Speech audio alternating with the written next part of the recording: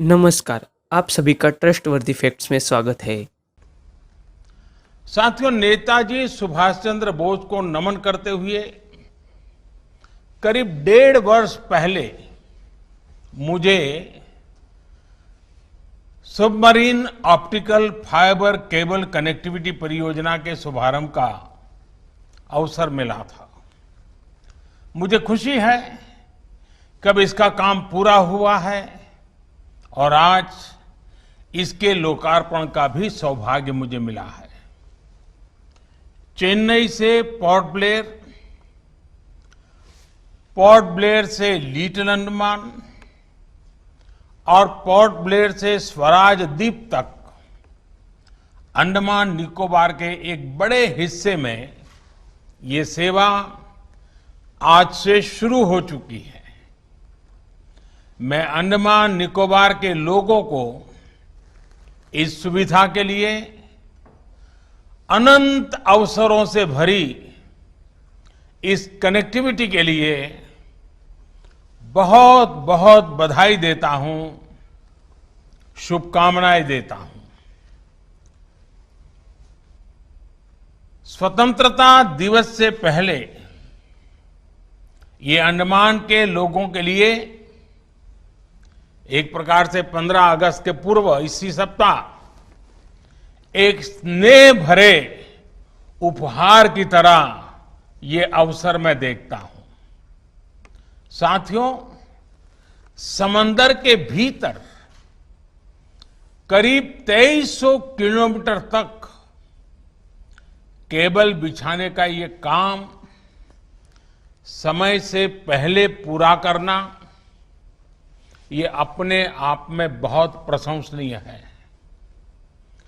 गहरे समंदर में सर्वे करना, केबल की क्वालिटी मेंटेन रखना, विशेष जहाजों के जरिए केबल को बिछाना ये आसान नहीं है। ऊपर से ऊंची ऊंची लहरें, तूफान और मानसून की रुकावट। जितना बड़ा ये प्रोजेक्ट था उतनी ही विराट चुनौतियां भी थी। ये भी एक वजह थी कि बरसों से इस सुविधा की जरूरत महसूस होते हुए भी इस पर काम नहीं हो पाया था। लेकिन मुझे खुशी है कि सारी रुकावटों को किनारे करके इस काम को पूरा किया गया। यहां तक कि कोरोना जैसी आपदा, जिसके कारण एक प्रकार से बहुत सी चीजें प्रभावित हुई, बहुत सी चीजें ठप कर हो गई, वो भी इस काम को पूरा होने से रोक नहीं पाई। साथियों, देश के इतिहास, वर्तमान और भविष्य के लिए इतने महत्वपूर्ण स्थान को वहां के परिश्रमी नागरिकों को आधुनिक टेलीकॉम कनेक्टिविटी देना ये देश का दायित्व था। एक बेहद समर्पित टीम के द्वारा, टीम भावना से आज एक पुराना और महत्वपूर्ण सपना साकार हुआ है। मैं इस प्रोजेक्ट से जुड़े हर साथी को भी बहुत बहुत बधाई देता हूं। साथियों, अंडमान निकोबार को बाकी देश और दुनिया से जोड़ने वाला ये optical fibre project ease of living के प्रति हमारी प्रतिबद्धता का प्रतीक है। अब अंडमान निकोबार के लोगों को भी मोबाइल कनेक्टिविटी और तेज इंटरनेट की वही सस्ती और अच्छी सुविधाएं मिल पाएगी जिसके लिए आज पूरी दुनिया में भारत अग्रणी है। अब अंडमान निकोबार के लोगों को, बहनों को, बच्चों को, युवाओं को, व्यापारियों, कारोबारियों को भी डिजिटल इंडिया के वो सभी लाभ मिल पाएंगे जो बाकी देश के लोगों को मिलते आ रहे हैं। ऑनलाइन पढ़ाई हो, टूरिज्म से कमाई की बात हो, बैंकिंग ऑपरेशंस हो, शॉपिंग हो या टेलीमेडिसिन दवाइयां हो, अब अंडमान निकोबार के हजारों परिवार को भी ये ऑनलाइन व्यवस्थाएं मिल पाएगी। साथियों, आज अंडमान को जो सुविधा मिली है उसका बहुत बड़ा लाभ वहां जाने वाले टूरिस्टों को भी मिलेगा। बेहतर नेट कनेक्टिविटी आज किसी भी टूरिस्ट डेस्टिनेशन की सबसे पहली प्राथमिकता हो गई है। पहले देश और दुनिया के टूरिस्टों को मोबाइल और इंटरनेट कनेक्टिविटी का कम होना बहुत अखरता था। अपने परिवार से, अपने बिजनेस से एक प्रकार से उसका निरंतर संपर्क कट जाता था। अब ये कमी भी खत्म होने वाली है। अब इंटरनेट अच्छा मिलेगा तो मुझे पूरा विश्वास है कि लोग जो टूरिस्ट के नीचे वहां आते हैं वो वापस जाने की जल्दी नहीं करेंगे।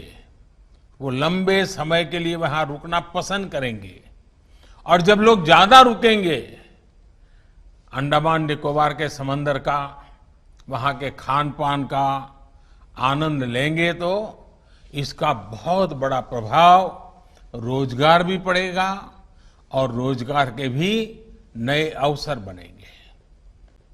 साथियों, अंडमान निकोबार के इकोनॉमिक स्ट्रेटेजिक कोऑपरेशन और कोऑर्डिनेशन का ये प्रमुख केंद्र है।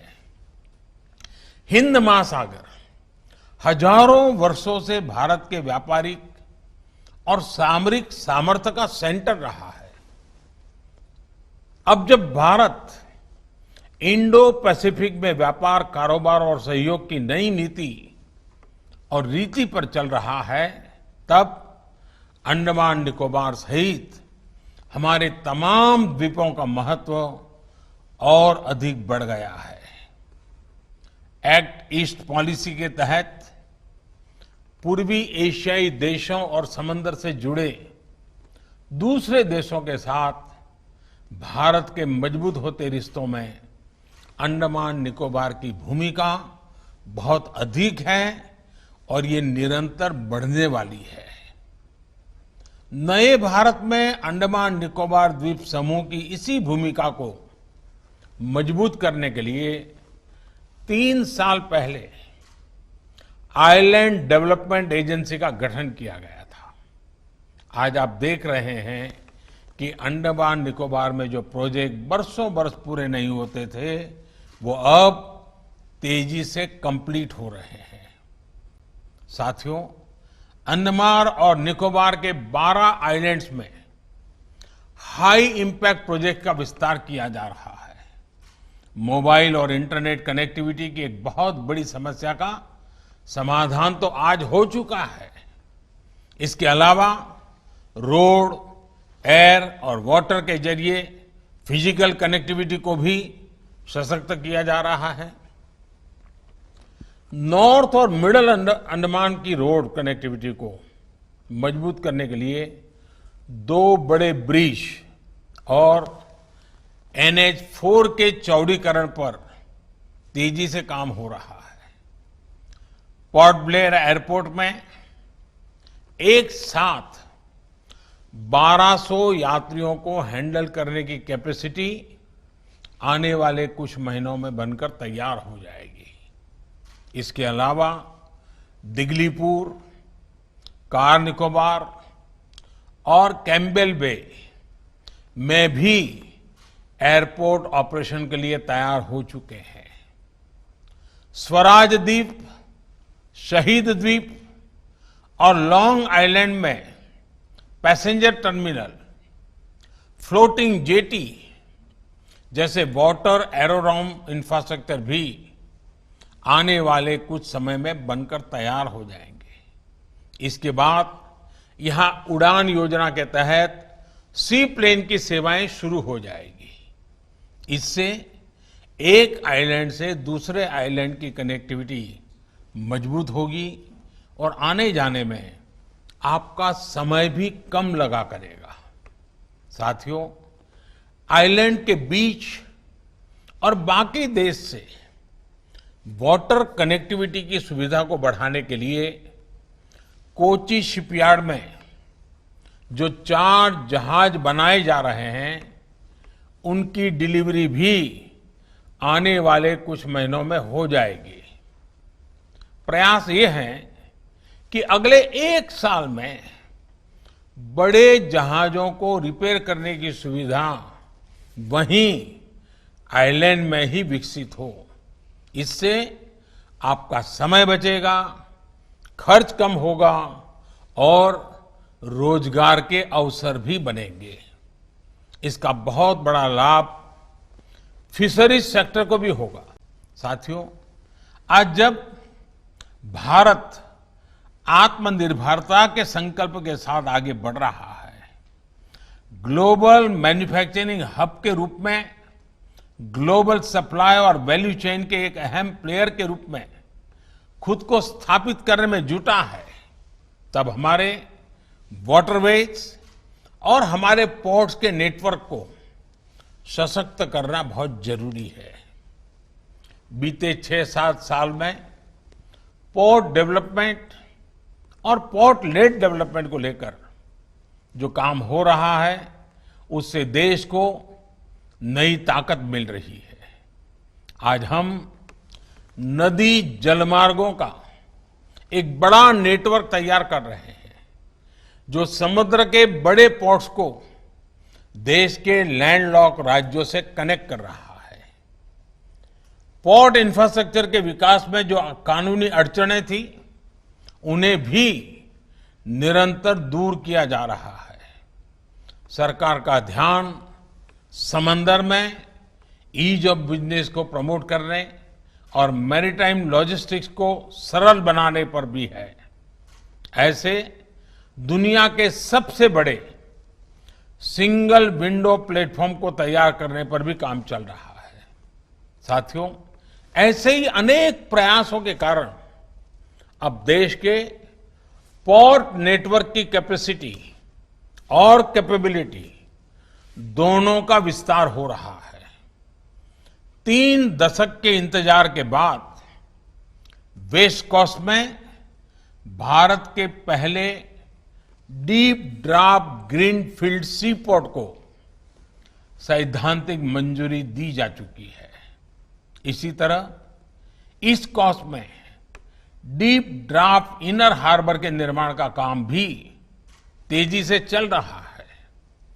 अब ग्रेट निकोबार में करीब 10,000 करोड़ रुपए की संभावित लागत से ट्रांसशिपमेंट पोर्ट के निर्माण का प्रस्ताव है।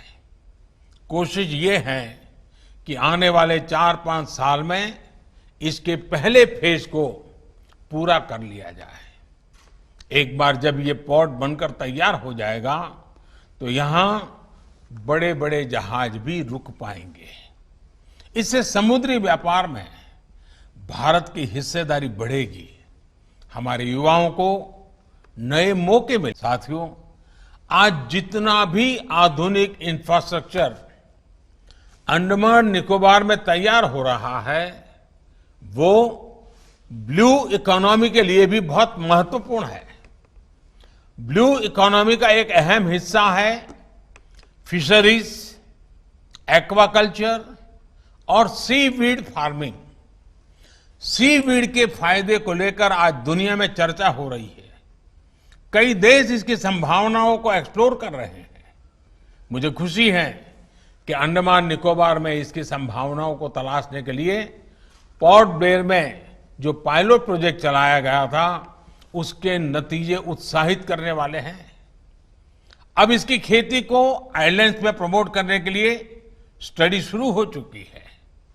अगर ये प्रयोग बड़े स्केल पर सफल होते हैं तो इसको देश में अन्य जगह पर भी विस्तार किया जा सकता है।